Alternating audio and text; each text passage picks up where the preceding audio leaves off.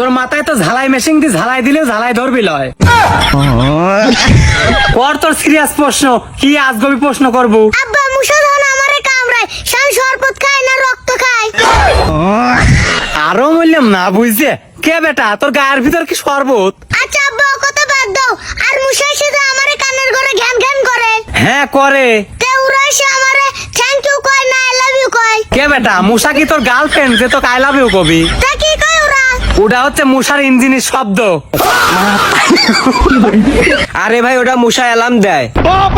মানে মানে ওরা রক্ত খাওয়া হয়ে গেলে পারে একটা অ্যালার্ম দেয়, যাতে আমরা সোয়ার আগে ওরা পলা যায় পারে। কেরে ছাড়া তুই কি আমার বেটা জুলের মতন তাল মিলেছ নাকি? তোর বুদ্ধি হাঁটুতি নাকি?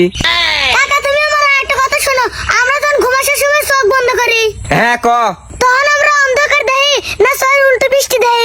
আরে জিরো, এটি একটা রিফ্লেকশন। আমার মাথার ভিতরে একটা খালি জায়গা আছে, আমরা ঘুম আসলেই সেই কালো জায়গাটা দেই যেটা কালো।